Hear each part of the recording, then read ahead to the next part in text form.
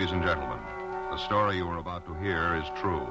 The names have been changed to protect the innocent. Dragnet, brought to you by Chesterfield, America's most popular two-way cigarette. Chesterfield King Size at the new low price, and Chesterfield Regular.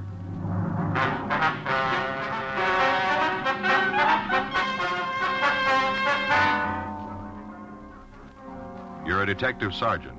You're assigned to homicide detail. A man has been shot down on a street corner of your city. There's no apparent motive, no lead to the assailant. Your job, find him. What a pair. What a buy. They're talking about Chesterfield King Size at the new low price. And Chesterfield Regular. They're the quality twins.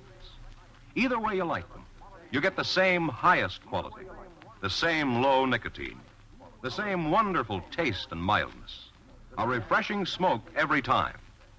Yes, the Chesterfield you smoke today is the best cigarette ever made, and it's America's most popular two-way cigarette. So buy a carton today. King-size Chesterfield at the new low price, or Chesterfield Regular. What a pair they are. They satisfy millions. They're best for you.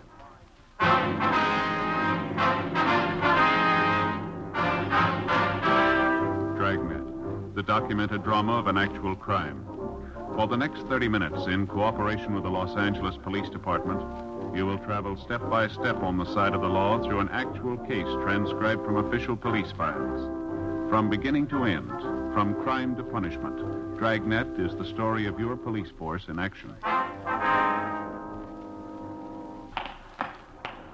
It was Tuesday, May 8th. It was cool in Los Angeles. We were working the night watch out of homicide detail. My partner's Frank Smith. The boss is Captain Lorman. My name's Friday. I was on my way over from the office, and it was 10:13 p.m. when I got to Georgia Street Receiving Hospital, the waiting room. Hi, Frank. Joe? How's he doing? I don't know. I'll talk to Dr. Sebastian. How's it look? Well, not too good. Slugs embedded in his lung caused a hemorrhage. He's getting a transfusion. What do you got on it? I just talked to the guys who came in with him for a minute. They didn't have a lot. Yeah. Call came in from a man who owns a newsstand at the corner of Normandy and Willowbrook. See the witness? Yeah. Anything there? I don't know. We'll have to talk to him. What do you got on the victim? Wait a minute. I got it here. Name's Matthew Denton. Address given is 18970 Taft Street in Hollywood. Did you get in touch with anybody? No, tried the house, but nobody was there. Anything else? I went over the personal property. Usual stuff, cigarettes, lighter, comb. Found a diamond ring on the small finger left hand. Looks expensive. Gold wristwatch. $140 in cash. $1,300 in American Express checks. Doesn't spell robbery, does it? No. None of the stuff was disturbed. Well, maybe you can tell us something, huh? Yeah. Joe, Frank. Hi, Doc. How are you? How's it look? What time you got? 10:16. Make it 10:13 then. Close enough for the report. What? Time of death.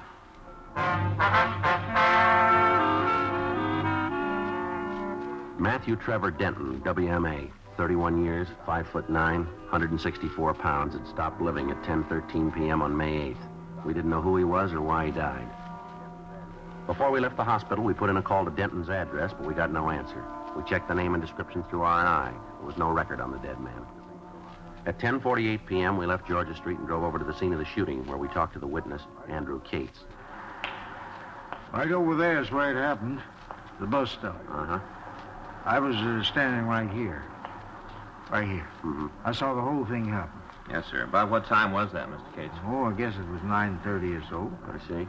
I was just standing here, and bang, bang, 2 shots. Did you see what led up to the shooting?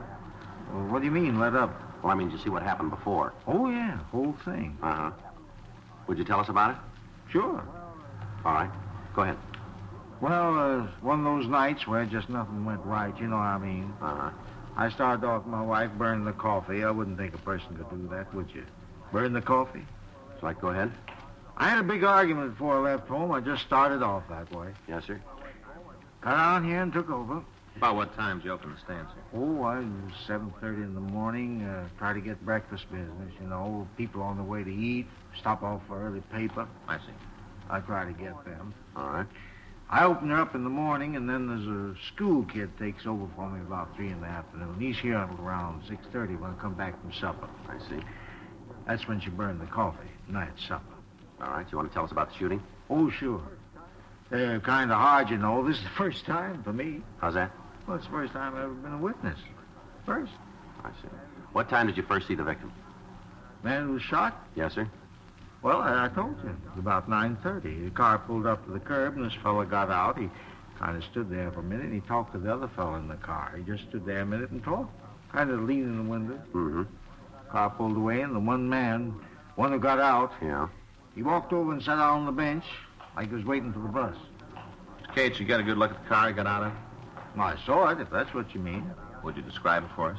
It was a black Chevy. I'd say maybe a 52 or 53. Sedan or coupe? No, it was a sedan, four-door. Nothing special about it. Did you get a look at the man that was driving? No, the light's kind of bad over there. You can see for yourself. The one fellow leaned in the car, I couldn't get a good look. I didn't pay a lot of attention to it anyway. It didn't seem anything to get all concerned about. All right, sir. You want to go ahead? Well, the fella sat there for a minute, not doing nothing, just waiting. Then this other car pulled up, right up the curb. Mm-hmm. One guy got out of the car, got right out, and walked over to the fella sitting on the bench. I see. Oh, excuse me a minute, the customer. All right, sir. What do you think? I don't know. Old Bert always stops by same time. He gets one of each, same time every night. Good old Bert. Yes, sir. I wonder if you go ahead with your story. Oh, yeah. Well, this car pulled up and the fella got out. He walked over to the bench, started talking to the first man. They got in an argument. How do you know that?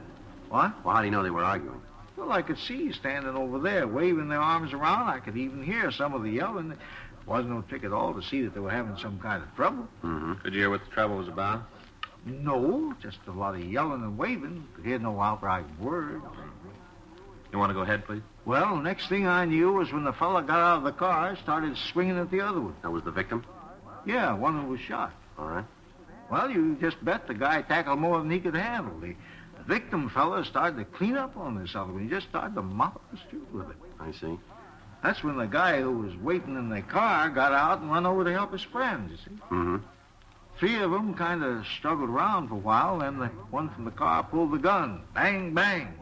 2 shots. First guy dropped right down on the sidewalk. The other 2 got in the car and took off. Went roaring down Normandy. That way. Can you describe the second car? Well, not too good. I just got a glance at it. I wasn't paying a lot of attention at first. The time I figured I should take a good look at it was gone. I see. Now, how about the men driving it? What do you want to know? Can you describe them? Not good. Well, if you tell us just what you can, Mr. Cates, it'd help. Sure. First one was a tall, lanky fellow. He didn't weigh much, sort of string bean. Mm-hmm. How tall would you say? Oh, I don't know, close to 6'3", maybe 6'2", round in there. He's a tall one. About how old? 23, 25. I couldn't tell that too good. I see. What about his coloring? Was he light or dark, do you remember? Light, he was blonde. How about his clothes? He had on a pair of jeans, one of them jackets, made out of the same kind of material, rivets like on them. Mm-hmm. Were real tight jeans. Both of them were wearing them. Anything else you can tell us about the tall man? No. Was he the driver of the car? Oh, yeah, he was the one who did the shooting, the tall fella. Could you see the gun? Yeah, but not good. Do you remember whether it was a revolver or an automatic? Well, it looked like a revolver to me. All right, now what about the other man? He was shorter than the first one. No runt, but, shorter. Guess anybody would look small next to him. About how tall was he? Oh, he's about 5'9", 5'10". Give a couple, take a couple. All right. How was he built? Sort of light, maybe 140. Anything else about the 2 men? Did either of them wear glasses, do you remember? No, not so as I could see. He might have taken them off, before they got out of the car. Might have, but I didn't see him when the fight started. Did either of them use a name that you could hear? I told you before, I couldn't hear anything they said. There's just a lot of yelling when the fight started. All right. Wasn't anything special about the 2 fellas to make them stand out. One tall, the other short. No big reason to remember them. Afraid you got it wrong, mister. Huh? We got a reason.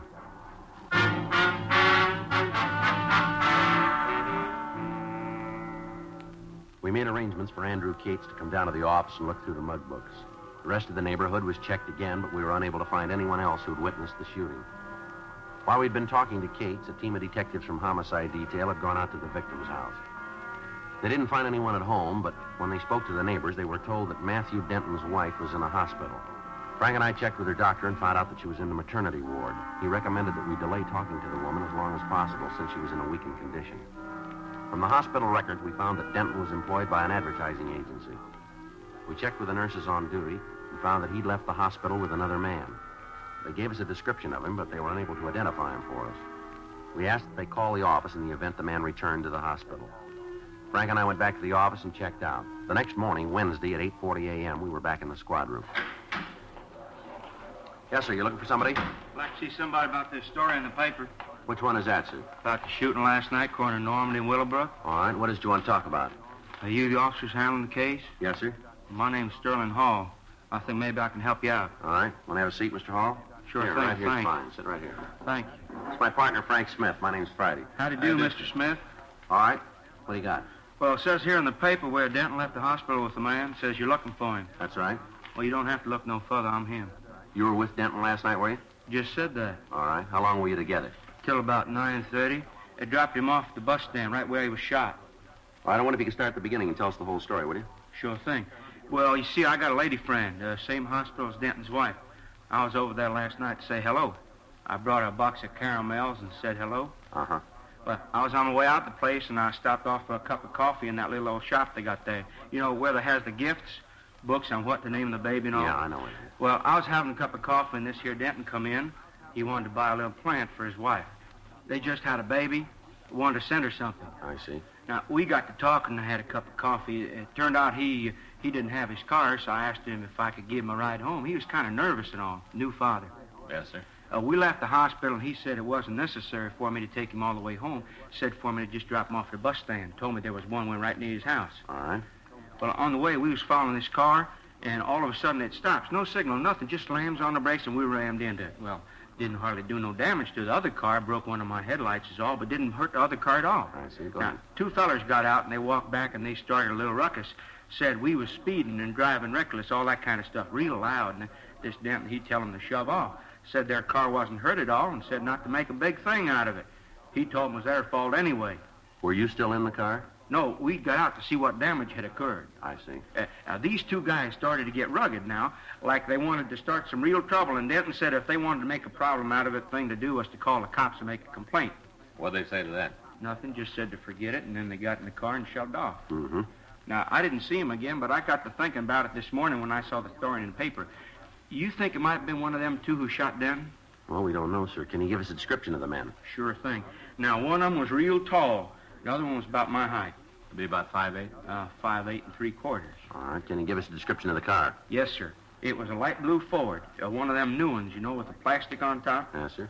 I took a good look at it. Matter of fact, I kind of thought there might be some trouble about the accident. I didn't want to be out on a limb with my insurance company, so I made sure. Yeah. I got the license number.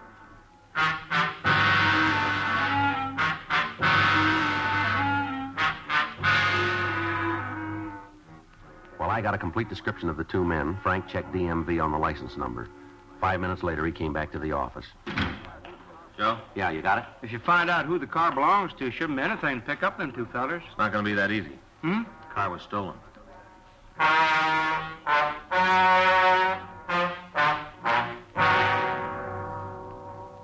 Before Frank and I left the office, we made arrangements for Sterling Hall to check the mug books in the hope that he might be able to identify the suspects. At 11:20 a.m., we drove over to talk to the registered owner of the stolen car. He told us that the vehicle had been taken from a parking lot the day before and that he'd made an immediate report on it to the police. Additional broadcasts were gotten out on the automobile and on the suspects. That afternoon, we drove over and talked to the victim's wife. She told us that the money and the express checks Denton had been carrying were for the payment of the hospital and the doctor bills. We questioned her about her husband's friends and associates. Although we had the story given us by Sterling Hall, it seemed unlikely that the man was killed as the result of an argument over a minor traffic accident. We spent the rest of the day interviewing people who knew the victim. From them, we learned that Denton was well-liked and was respected. He took an active interest in neighborhood clubs and events. The more we went into his background, the more convinced we became that he'd been killed by the men in the stolen Ford. 2 days passed. On Saturday, May 12th, the vehicle was found abandoned. A stakeout was placed on it, and when no one approached it, the crew from Leighton Prince went over the car. They found several partial fingerprints, but not enough for classification. The prints were photographed and held for evidence. Frank and I continued to work on the killing. A month went by without additional information turning up. On Tuesday, June 19th, we got a call from burglary detail. Yeah, No, nothing. Where'd he come from? Well, it might check out. No, we'll pick him up. Yeah. Okay, right, thanks. Mac over in burglary. Yeah? He says they just picked up a guy for receiving. Uh-huh. Tried to make a deal. Said if he got a break, he might be able to help us clean up something. Say what it was? Yeah, he did. The Denton killing.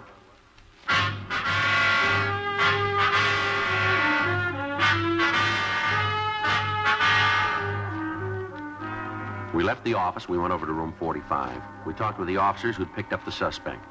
They told us that they found a large quantity of stolen automobile supplies in his possession. We took him to the interrogation room for questioning. For almost an hour, he remained silent. How about it, Keneally? Gonna give us a hand? Keneally? All right, come on, stand up. Let's go. Giving up, huh? No, we'll be back.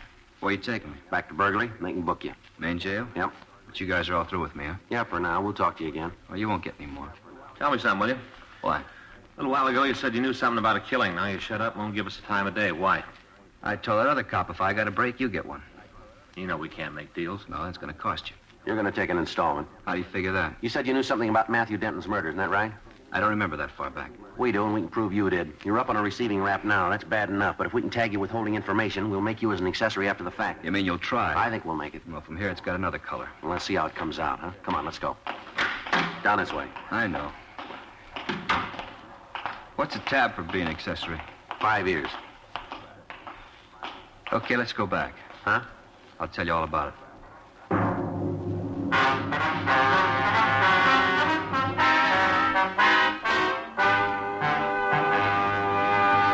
You are listening to Dragnet, the authentic story of your police force in action. In regular or king size, you can get 'em either way. The best smoke ever made's the Chesterfield you buy today.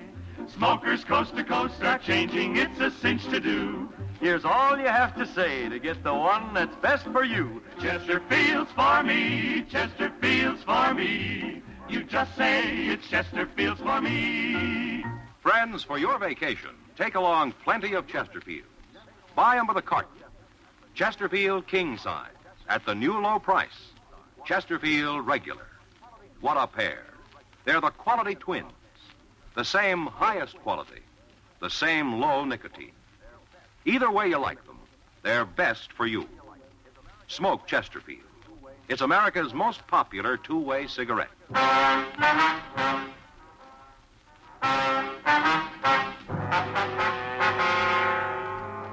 We returned Harold Keneally to the interrogation room. We put out a call to Gene Bechtel to come and take a statement.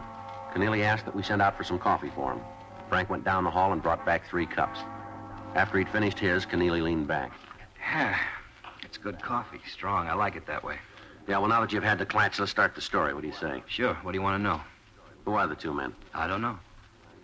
Now, you going to start this all over again, are you? I'm giving it to you on the line. I don't know who they are. What do you know about them? Not much. A couple of guys are doing pretty good with radios. You one of their customers? Yeah, me and a half a dozen others. You know who they are? You're not going to get the names. All right, let's get back to 2 men. Why do you think they had something to do with Denton? Well, about 3 weeks ago, they was in my place, had 5 new radios, the kind with the bar to pick the stations, you know, like the new cads. Yeah, I know. I had 5 of them, want to turn them over. Yeah. The price they were asking was way out. I told them so they'd have to find someplace else to drop them. All right. Told me there was a beef, they had to get out of town, so they needed the money to swing it. That still doesn't add up to Denton's killers, does it? Well, it will. All right, come on, tell us. Well, I went out of the office for a couple of minutes, told them I had to make a phone call. Yeah? I got a mic hidden in the room, found out it helps in business once in a while. I turned it on and listened to the guys talk. Go ahead. They were yakking about some guy that got shot. The big fellow was saying there was no other way to handle it. Said that he didn't like it either, but there just wasn't any other way. Big thing then was to get some money and just beat town. Mm-hmm. I waited outside for a couple more minutes, but they didn't say anything, so I went back in. I told them I couldn't swing the radio deal. What'd they do then? Well, they said they had to dump him someplace. If I couldn't take him, they'd find somebody who would. Told them to go ahead. And what do these guys look like? A couple of bums, one tall, the other short, wearing those jeans with the coats made out of the same cloth, you know. You had dealings with them before? Yeah, a couple of times. You know their names? No. All I know is the big one's called Dusty. I don't know the last part. How about the other one? Nothing there. Anything else about them? Well, they're both lushes. Yeah? The big one, this Dusty, always got a flask on his hip. You mean a bottle, huh? No, metal flask like they used in Prohibition. This one's all beat up, dented. It's all dirty. But I never seen Dusty without it. Both of them all the time nipping at it. All right. You know where these guys live? No, someplace downtown. They got a pad there. I don't know where it is, though. How do you know it's downtown, then? Well, I don't know for sure. It's just a guess. Did you ever hear either one of them say anything about a job? Not those two. They never done a day's work in their lives. The only thing they're good at is lifting radios. They wouldn't work steady if stealing was legal. That all they take, radios? All I've ever seen. Guess they got a gimmick. Figure they can make a living with them. Why change? Mm-hmm. I guess they do pretty good. I don't know. I paid them enough times. All right, anything else you can tell us? No. They work with anybody else, do you know? Not that I've ever heard. How about close friends? None. They say when they'd be back to your place? No, they don't have a regular route. When they pick up some things, they come in. If they got nothing to sell, I don't see them. When'd you see them last? The time I told you about. They still around? Well, I don't know. Rumble says they are. I haven't seen them myself. You know where we can reach them? No, you don't make an appointment with them. You know if these guys have ever been arrested? Oh, we never talked about it. Where they seem to feel about cops, though, you sure figure they feel. They from L.A., do you know? I don't think so. Never heard them say. Only done business with them a couple of times. We never got real buddy-buddy. Mm-hmm. They don't go that chummy set much. All right, Keneally. Anything more you want to tell us? I guess that's it. All right, come on. Why don't you check the books? Yeah. Hey, can you spring another cup of that coffee? It's sure good. About the best I ever tasted. Hey, wait a minute. Yeah? There's one more thing about the guys you're after. All right. Take it easy with them. Like I told you, they're both lushes. I think they're off their rockers. Yeah, we'll watch it. Well, you better. They're packing heavy. Yeah. Any way you slice it, they're loaded.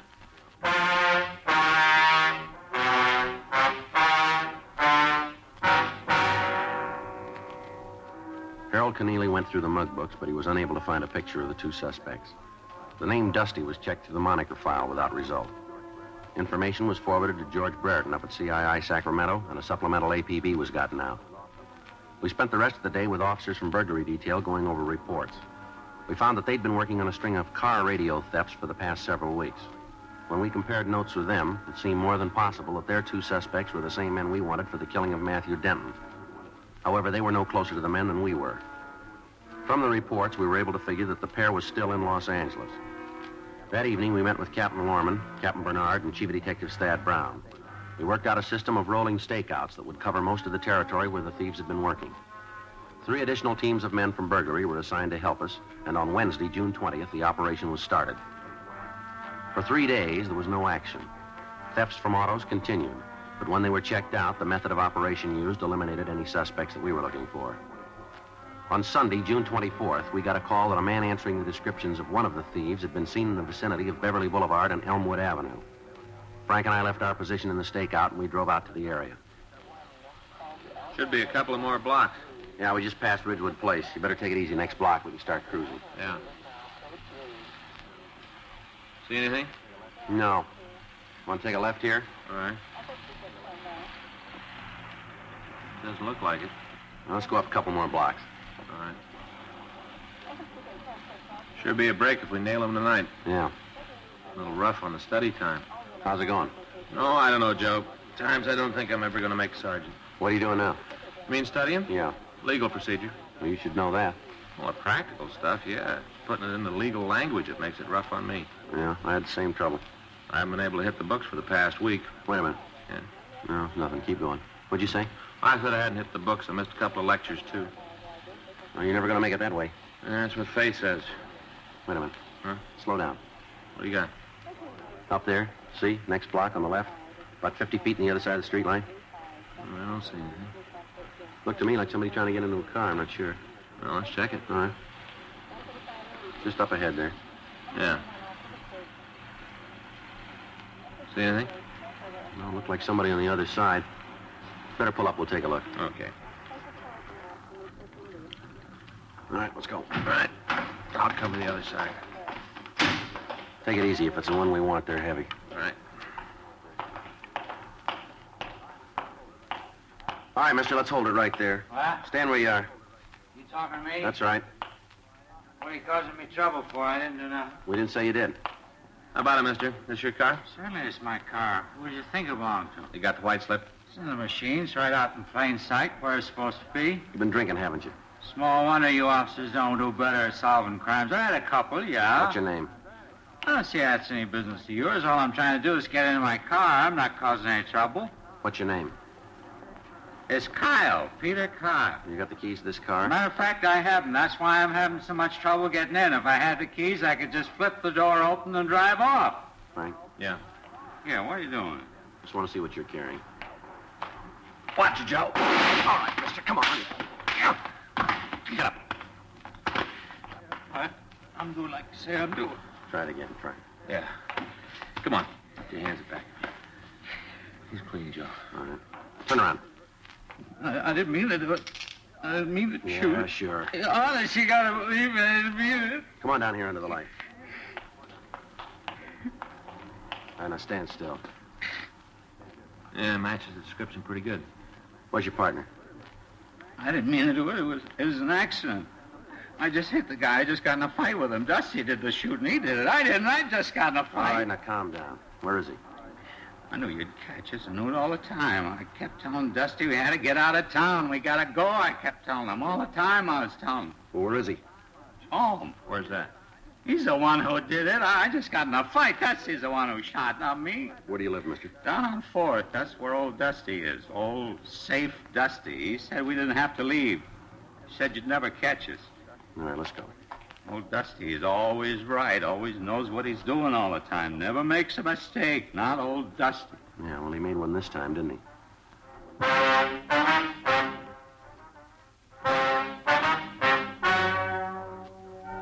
The story you have just heard is true. The names were changed to protect the innocent. On November 6th, trial was held in Department 95, Superior Court of the State of California, in and for the County of Los Angeles. In a moment, the results of that trial. L&M goes king size. Yes, L&M goes king size. Now, L&M is king size as well as regular. Both have the same low price. Both have the miracle tip for the effective filtration you need. Yes, it's the filter that counts. And L&M has the best. You get much more flavor, much less nicotine, a light and mild smoke. Yes, this is it. L&M filters. Just what the doctor ordered. Buy a carton, king size or regular. Both at the same low price. L&M filters. America's highest quality and best filter tip cigarette.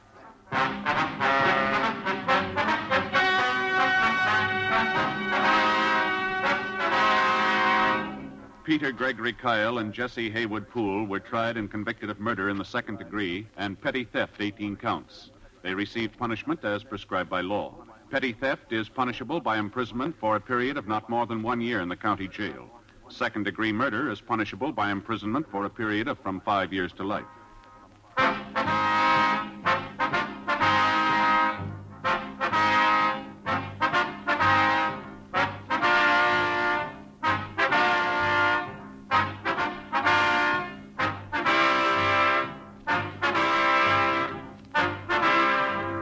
You have just heard Dragnet, a series of authentic cases from official files. Technical advice comes from the Office of Chief of Police W.H. Parker, Los Angeles Police Department. Technical advisors, Captain Jack Donahoe, Sergeant Marty Wynn, Sergeant Vance Frazier.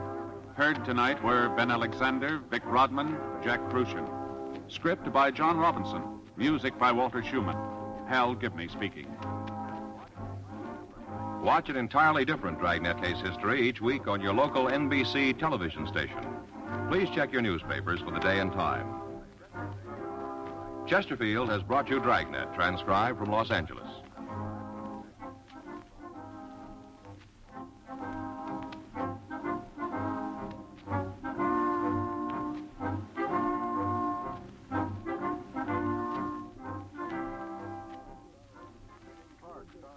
Dane Clark stars in Crime and Peter Chambers tonight on the NBC Radio Network.